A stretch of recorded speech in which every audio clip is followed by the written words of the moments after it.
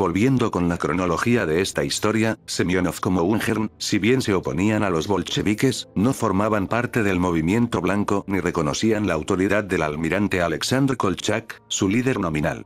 De hecho, estos dos generales recibían apoyo proveniente del imperio japonés, ya que pretendían establecer un gobierno títere en el extremo oriente ruso, bajo el gobierno de Semyonov.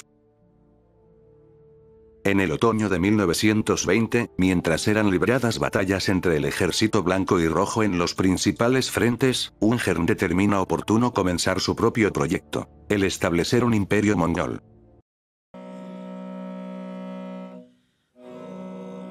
Cuna de los conquistadores sanguinarios que dejaron sus anillos cabalísticos, sus antiguas leyes nómadas y sus capitales sepultadas bajo las arenas del desierto de Gobi. País de monjes, de tribus errantes regidas por janos y príncipes segundones, descendientes de Kublai Khan y de Gengis Khan. Comarca enigmática en la que se celebran los cultos bajo la suprema protección del Buda vivo, el Buda encarnado en la persona divina del tercer dignatario de la religión lamaísta, Bodho Gegen, en Thakure o Urga. Tierra de doctores, de profetas, de brujos y adivinos. Regiones de montañas peladas, de llanuras abrasadas por el sol o heridas de muerte por el frío, donde se desatan las plagas del ganado y las enfermedades de los hombres. Nido de la peste, el antrax y la viruela. Tierra de las fuentes de agua hirviendo, de los pasajes monstruosos frecuentados por los demonios, de los lagos sagrados abundantísimos en pesca. País de lobos, antílopes, cabras montesas, y de las más raras especies, donde se encuentran los caballos salvajes, de perros feroces y de aves rapaces que devoran los cadáveres abandonados en las llanuras.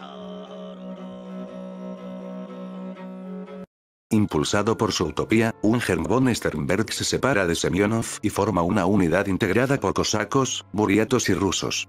Tenía a dos ayudantes, uno al que llamaban Tetera, porque decía haber olvidado su nombre y era muy aficionado al té, y el otro el coronel Sepailov, un hombre al que los bolcheviques habían encarcelado y a cuya familia ejecutaron al ponerse este en fuga. Había sido mecánico, y luego gendarme, el cual ganó sus grados con rapidez bajo el régimen zarista. Tenía una voz gutural y desagradable, salpicaba con saliva a su interlocutor y haciendo gestos espasmódicos con la cara. Se decía que estaba loco, ya que el propio Ungern hizo que le examinase 2 veces una comisión de médicos especialistas, la cual le prescribió un reposo absoluto. Este grupo se dedicaba a saquear los trenes de provisiones de los bandos involucrados en la guerra civil, tanto prozaristas como revolucionarios. Sus ataques a los trenes que circulaban desde Vladivostok por el ferrocarril transiberiano afectaron considerablemente a las operaciones del almirante Kolchak en los montes Urales. Ya como un señor de la guerra, Ungern se dispuso a conquistar Mongolia, que en aquel entonces estaba siendo ocupada por tropas de la República de China. Mongolia en aquel entonces solo disponía de 3 ciudades, Uliassutai, Ulancom y la capital Urga. Esta última tenía la fama de ser un lugar peligroso para los viajeros, pues en esas tierras habitaban una gran cantidad de perros asilvestrados que no dudaban en atacar a los desconocidos. También, en este lugar existían celdas que eran cajas de madera de menos de 1 metro de alto. Para los prisioneros era imposible permanecer de pie o tumbarse en el suelo, además de que no les era provisto alimento alguno, por lo que su supervivencia dependía de que familiares, o por caridad pública, le otorgasen la comida necesaria para mantenerse con vida otro día más. A finales de 1920 Ungern entró con sus tropas en Mongolia cerca del río Onon. Los mongoles lo recibieron calurosamente, le otorgaron comida fresca, agua y alojamiento a sus tropas. Este trato cordial se debió a que Ungern vociferaba que su objetivo principal era liberar a Mongolia de los chinos y restaurar al captivo Bogd Khan, gobernante civil y líder espiritual del budismo tibetano en Mongolia. Además, este gran odio que sentían los mongoles hacia los chinos causó que muchos se alistaran en el ejército del Mahakala, a quien veían como su salvador. El 26 de octubre de 1920 atacó por primera vez Urga, pero se vio repelido por las fuerzas chinas, por lo que optó tras 10 días de combate por retirarse.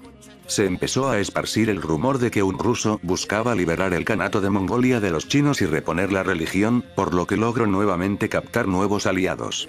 A estas alturas Ungern vestía un del mongol, un atuendo tradicional de la zona, con la insignia de un general sobre el hombro, además de que ya se consideraba como budista. Ungern se encontró con una dotación militar china bastante superior a las fuerzas de las que disponía. A pesar de la desventaja numérica, se dispuso en asaltar de manera reiterada la capital Urga, siendo repelidos en cada ocasión, causando bajas importantes dentro de las filas de Ungern. Debido a que sus planes no estaban dando resultados y sabedor de la superstición de los chinos, el aquel entonces capital optó por utilizar otra clase de tácticas. Mandó a sus tropas encender una gran cantidad de fogatas en las montañas alrededor de Urga para hacer parecer que la ciudad estaba rodeada por una fuerza avasalladora. De esta forma consiguió que una cantidad considerable de soldados chinos abandonasen la ciudad, quienes se dirigieron despavoridos hacia el desierto de Gobi, reconocido a día de hoy por ser un hervidero repleto de huesos humanos. Ungern aprovecha el factor sorpresa para atacar a los chinos restantes y para rescatar a Bogdan. Para ello tuvo que pasar por las montañas del Bogdashan, un enorme nudo que consiste en 3 cordilleras, Hegil al sudoeste, Gangin al sur y Untu al norte. Se dice que esa montaña, repleta de bosques vírgenes, es únicamente propiedad del Buda vivo. Caminar por estas tierras es un crimen penado con la pena de muerte. El único hombre que osó con romper esta orden fue Ungern, quien, tras haber recorrido por tierras montañosas, se dirigió junto a una de sus filas de cosacos al palacio del Buda vivo. Habiéndose infiltrado en la edificación, rescataron al Bogdan. Tras 10 días de batalla, el 4 de febrero de 1921, Urga fue liberada de los chinos. El 13 de marzo de 1921, el Kanato de Mongolia fue proclamada como una monarquía independiente, con Ungern von Sternberg como dictador. Sus primeras medidas fueron poner al Bogdan de vuelta al trono, con el fin de ganarse la simpatía de los mongoles, restaurar la autonomía y la formación de 5 ministerios. Como alcalde de Urga dispuso de su subordinado Sepailov, quien en su rol de alcalde se dispuso capturar a todos los sospechosos de simpatizar con los comunistas, a quienes disponía a ejecutar o a encerrar en los ya mencionados cajones. Sepailov ejecutaba personalmente a los condenados, burlándose y cantando mientras les daba muerte. No hacía más que pagarles con la misma moneda en venganza por todo lo que le habían hecho a su familia. Mucha de la fama de cruel atribuida a Ungern correspondía verdaderamente a su ayudante Sepailov. El barón estaba preocupado de su ayudante, pues él había encontrado en Transbaikalia a un brujo, quien le predijo la muerte del barón si éste se desprendía de su auxiliar. Debido a ello, Ungern temía a Sepailov, sabiendo que se hallaba sugestionado por el presagio. Ungern gobernaba con feroz dureza y disciplina en las tierras mongolas. Él mismo se ocupaba de los juicios y las sentencias para aquellos que quebrantasen el orden público. Los nuevos desafíos que planteaba ser el dictador del Kanato de Mongolia para Ungern era la amenaza comunista y China. Los soviets preocupados comenzaron a tomar cartas en el asunto. El Comintern y las autoridades de la sección del extremo oriente de la oficina siberiana buscaron encender las llamas de la revolución en el extremo oriente, por ende, comenzaron a entrenar a los revolucionarios de la zona. El Comintern había ayudado a crear un partido político, el Partido Popular de Mongolia, armado de la base de sociedades secretas mongolas que habían incorporado la teoría revolucionaria, para administrar un gobierno y establecer un ejército nacional. Paralelamente, debido a la dificultad que presentaba derrocar a Ungern y sus divisiones de caballería asiática, se idearon otros 2 proyectos para dejar en jaque a la supuesta reencarnación de Gengis Khan. El soviético judío, Boris Shumyatsky, había planeado enviar una unidad mongola revolucionaria armada que trasladase a la Guardia Blanca, es decir, la confederación de grupos contrarrevolucionarios, nacionalistas, monárquicos, y a la agrupación de Ungern, hacia la frontera, donde serían interceptados por el Ejército Rojo.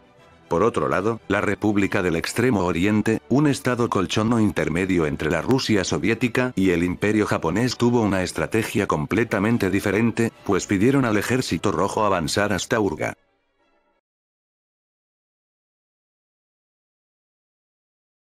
El 20 de mayo de 1921 el barón Ungern fue a casa de Djan Bolon, un simple pastor que decidió pelear en el frente junto a Ungern contra los bolcheviques. Hablaron un buen tiempo acerca de sus combates, de sus amigos muertos hasta que el reloj marcó la medianoche. En ese momento Djan se levantó y salió. Al rato regresó con una mujer pequeña. Se trataba de una célebre adivina y profetisa, hija de una síngara y de un buriato. La mujer sacó un saquito de su cintura y extrajo de él unos huesecillos de pájaro y un puñado de hierba seca. Empezó a farfullar palabras incomprensibles, echando de cuando en cuando a la lumbre puñaditos de hierba. Luego que la hechicera quemó toda la hierba, puso los huesos de pájaro sobre las brasas, moviéndolos y removiéndolos con unas tenazas de bronce. A medida que los huesos se ennegrecían, comenzó a examinarlos, y de repente su rostro adquirió una expresión de terror y sufrimiento. Contraída por las convulsiones, empezó a pronunciar la siguiente sentencia. Veo al dios de la guerra. Su vida transcurre horriblemente. Después una sombra. Negra como la noche. 130 pasos aún. Más allá tinieblas. Nada. No veo nada. El dios de la guerra ha desaparecido. La mujer había perdido el conocimiento. 2 soldados se llevaron a la desmayada mujer. Ungern, después de unos minutos de penoso silencio, dijo lo siguiente. Voy a morir. ¿Pero qué importa? ¿Qué importa? La causa está en buen camino y no morirá. Presiento la marcha que seguirá a la causa. Las tribus de los sucesores de Gengis Khan se han despertado. Nadie apagará la llama en el corazón de los mongoles. La sabia religión de Buda se difundirá hacia el norte y el oeste. Será la victoria del espíritu. Un conquistador, un jefe, nacerá más fuerte y más resuelto que Gengis Khan y Ugadari. Será más hábil y misericordioso que el sultán Babur, y conservará el poder entre sus manos hasta el día feliz en que de su capital subterránea salga el rey del mundo. ¿Por qué no ocuparé yo el primer puesto de los guerreros del budismo?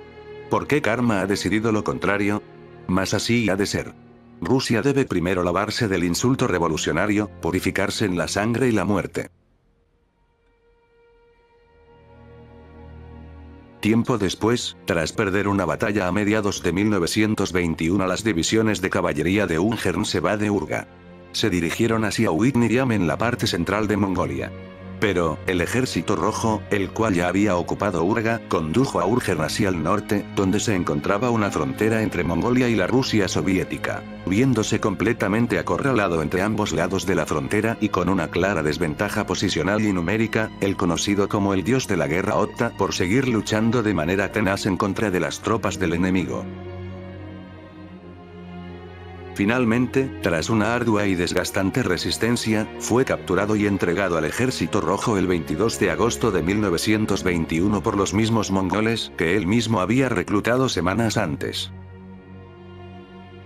La profecía se había cumplido.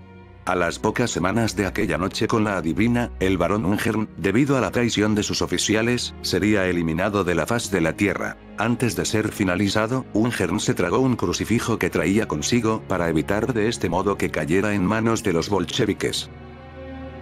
Tras su perecimiento en Novosibirsk, los templos y monasterios de la ciudad de Urga celebraron, a petición del Bogd Khan, una ceremonia de oración en su nombre.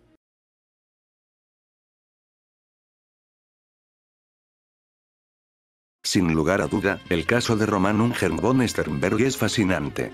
Dejando de lado las incertidumbres y misterios que deja su caso, podemos afirmar que fue un señor de la guerra atrapado en la lógica de la fuerza y la contrafuerza. Mientras otros libraban crueles batallas encima de tanques y aviones, él se hacía valer de su caballo y su fusil en las estepas mongolas.